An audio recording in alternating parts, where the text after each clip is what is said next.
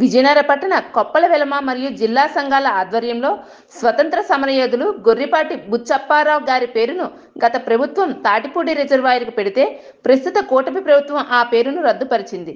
Tatipudi reservoir వచ్చిందంటేనే స్వర్గీయ గొర్రిపాటి వారే కారకులు. రాజకీయాలకు అతీతంగా ఉత్తరాంధ్రలో గౌరవించుకునే వ్యక్తి స్వర్గీయ గొర్రిపాటి బుచ్చప్పారావు గారు. ఆ మహనీయుని పేరును తిరిగి తాటిపూడి రిజర్వాయర్కు పెట్టమని రాష్ట్ర ప్రభుత్వానికి విన్నవిస్తున్నామని ఆ సంఘ నాయకులు కోరారు.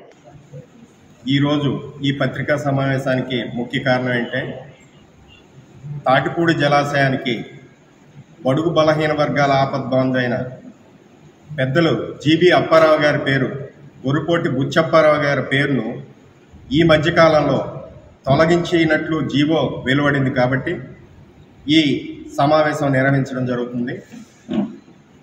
కూటమి ప్రభుత్వానికి మా యొక్క విజ్ఞప్తి, అతను ఆ తాటిపూడి రిజర్వాయర్ కోసం అహర్నిశలు కష్టపడి దాని కార్షన్ అమౌంట్ కోసం కూడా ఊరూరు తిరిగి జోలు పెట్టి ఆ కార్షన్ అమౌంట్ కట్టి ఆ తాటిపూడి రిజర్వాయర్ రావడానికి ఎంతో కృషి చేసిన మహనీయుడు.